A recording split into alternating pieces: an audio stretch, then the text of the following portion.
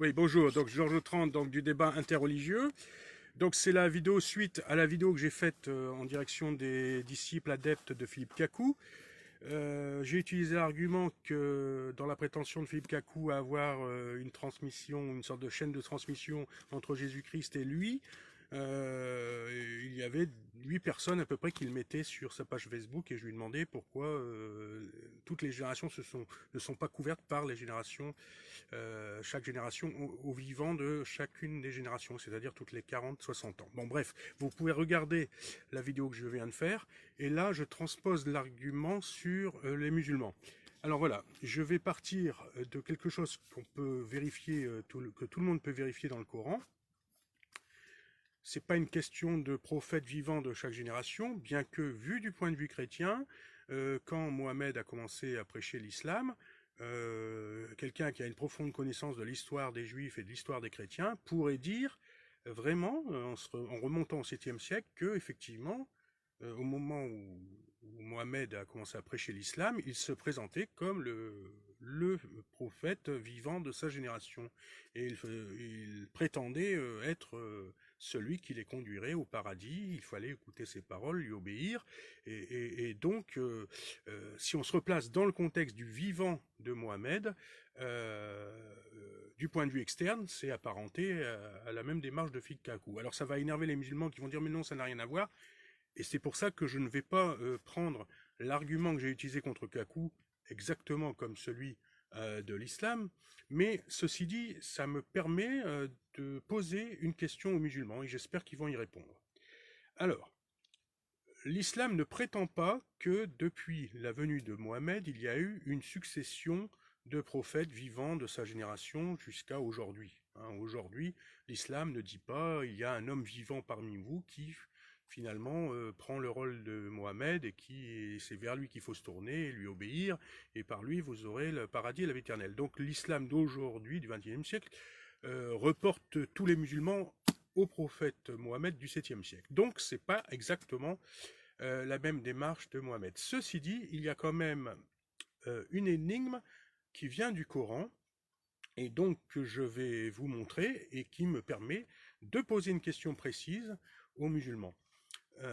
Alors, c'est dans le Coran, il y a la notion traduite en français, je ne connais pas le terme arabe, s'il y a des subtilités de vocabulaire, mais je pense que tous les traducteurs ont repris toujours le même mot en français, donc je suppose que les mots arabes sont pareils, ça pourra se vérifier. C'est le mot de communauté. Alors en gros, le principe du Coran, c'est de dire que Mohammed est là, puisque c'est lui qui récite le Coran, mais qu'il fait référence à ce qu'il a précédé. Donc Mohammed dit, avant que moi je vienne vous parler au nom d'Allah, Allah avait envoyé des messagers dans des communautés. Voilà. Donc il fait référence à un certain passé avant lui, ce qui précède. Alors, on va pas faire de débat interreligieux, de théologie, contre-théologie, islam, foi chrétienne, qui a tort, qui a raison. C'est pas ça. Ma question est très simple techniquement. C'est-à-dire que ce qui m'intéresse, c'est ce principe-là. Avant Mohammed, Allah aurait envoyé des messagers dans les communautés.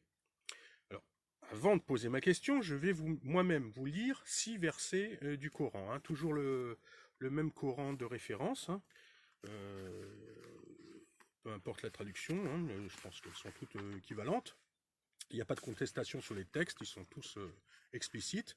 Alors, première sourate, la sourate 6, les bestiaux, verset 42. Nous avons certes envoyé des messagers aux communautés avant toi.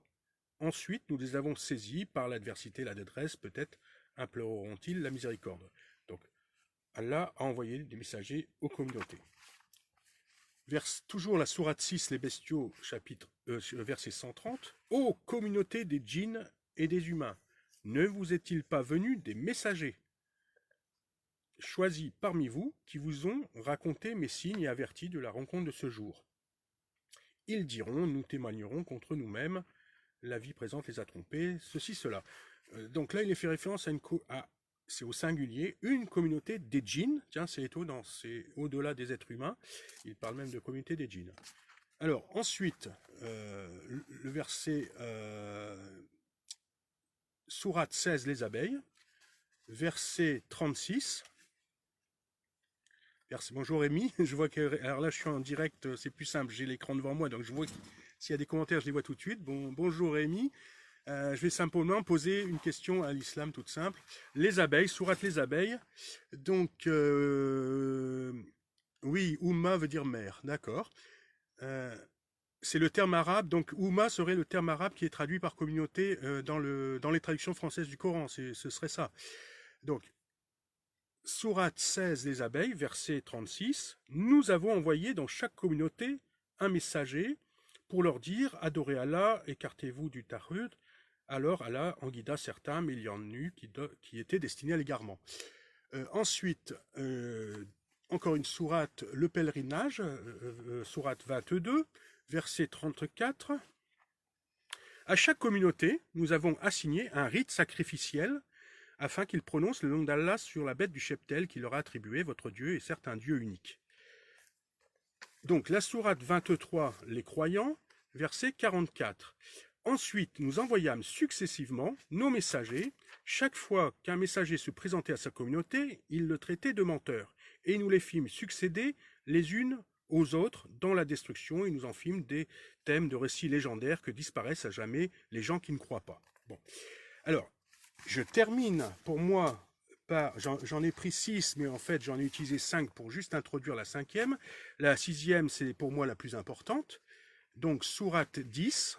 Alors, la sourate 10.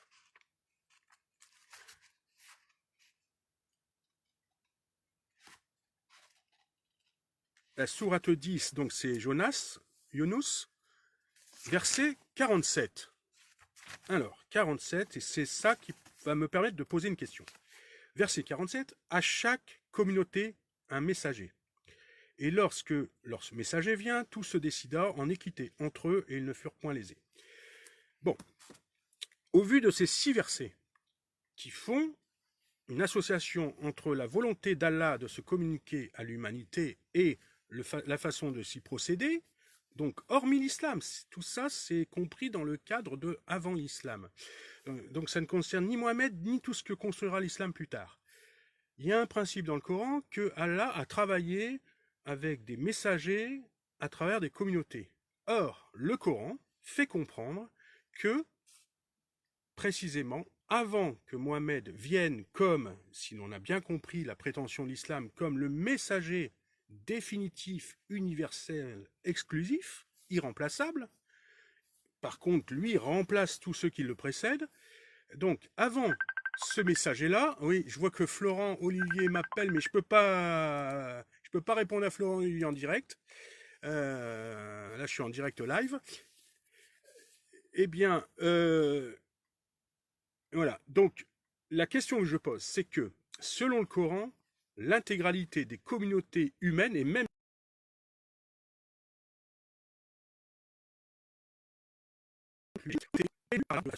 Allah voulait procéder pour les sauver et pour les faire amener à sa volonté. Alors, je ne pose pas la question aux musulmans comme je l'ai posée pour Philippe Kakou et ses adeptes, mais je dis simplement, toujours dans l'étude des choses vérifiables, c'est pas de la philosophie, c'est pas de la spéculation. Est-ce que les musulmans peuvent-ils demander à leurs savants, à ceux qui savent et qui ont les éléments, de nous donner à nous chrétiens des documents historiques qui montrent l'énumération de chaque messager dans chaque communauté qui est existé avant l'avènement de l'islam au 7e siècle. Voilà. Donc pour vérifier ce que dit le Coran, il nous faut des preuves quand même historiques. Alors je m'explique. Normalement, quand un messager vient auprès de la part de Dieu dans un peuple, c'est pour annoncer un message prophétique, un message divin. Normalement, dans l'histoire des hommes, tous les prophètes qui se présentaient au nom de Dieu ont suffisamment été repérés par les peuples à qui ils s'adressaient pour faire partie de l'histoire des peuples. Donc, c'était tellement marquant que quand un prophète venait dans un peuple et disait « Je vous parle au nom de Dieu », vous savez, il n'y avait pas d'actualité à l'époque, il n'y avait pas les réseaux sociaux, il n'y avait pas la télé. C'était tellement justement prétentieux de la part du prophète. Alors on ne savait jamais si c'était un vrai ou un faux, mais enfin, les prophètes ont laissé des traces. Donc si vraiment Allah avait envoyé un prophète dans chaque communauté, il aurait dû laisser des traces dans chaque communauté. Et c'est là où il y a un problème par rapport à la prétention de l'islam, c'est que l'islam peut-il nous prouver historiquement que la communauté des Chinois a bien reçu un messager envoyé par Allah pour parler aux Chinois, et je dis bien avant le 7e siècle.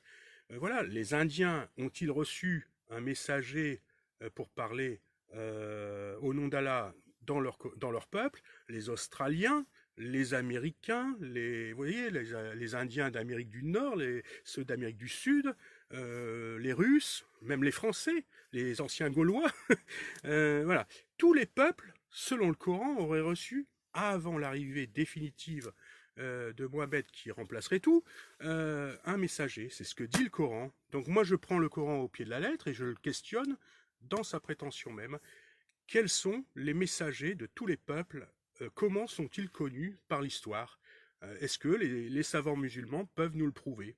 Voilà. Sinon, si c'est impossible à prouver, ben moi j'en fais encore une fois de plus. C'est pas le seul, bien sûr, mais ça fait un élément de plus qui nous discrédite la prétention de l'islam. C'est-à-dire que l'islam, par le Coran notamment, a tendance à toujours affirmer des choses qu'on ne pourra pas vérifier.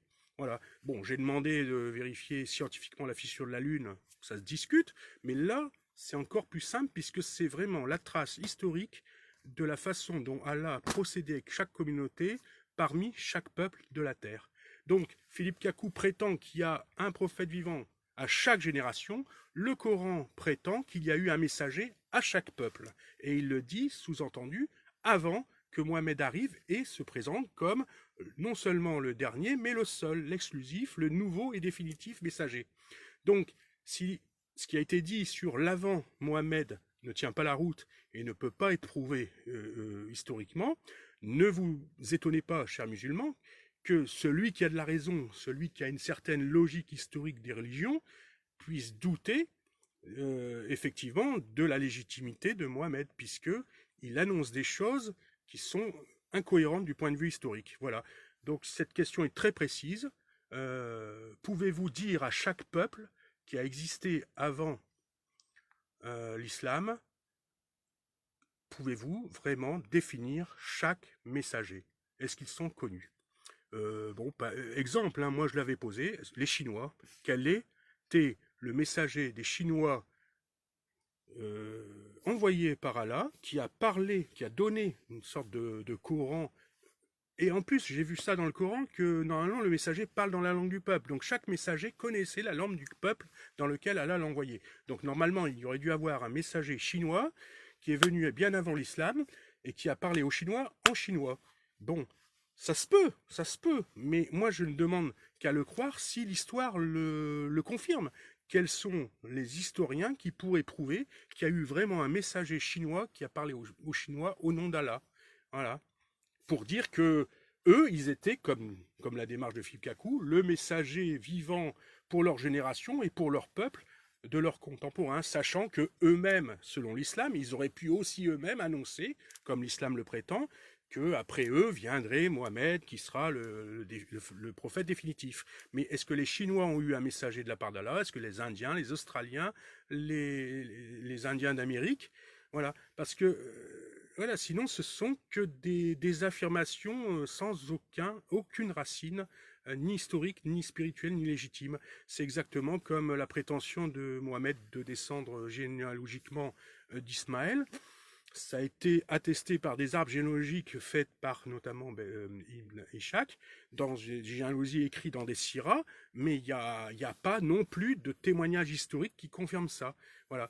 Donc la question que j'avais posée à Cacou sur la continuité chronologique du 1er siècle au 21e siècle, pour le relier à lui, je la pose aux musulmans du 1er siècle au 6e siècle.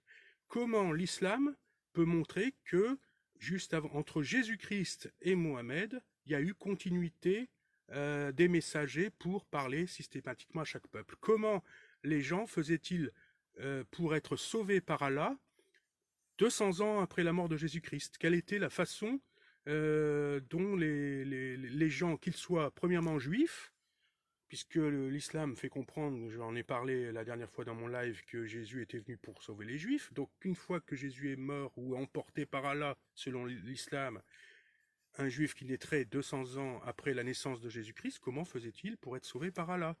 Est-ce qu'il y avait un messager pour lui? Puisqu'après Jésus-Christ, apparemment, selon le Coran, il ne parle plus de messager pour Israël. Donc déjà, quand on est juif, puisque Issa avait été refusé, quel était le moyen d'un juif pour être sauvé par Allah et quel était le messager? Est-ce qu'il n'y avait plus du tout de messager? Il faisait sans messager. Et puis les non-juifs, entre Jésus-Christ et Mohamed, comment faisaient les non-juifs pour faire la volonté d'Allah? À quel messager contemporain de leur vivant, de leur génération, s'adressait-il? Voilà.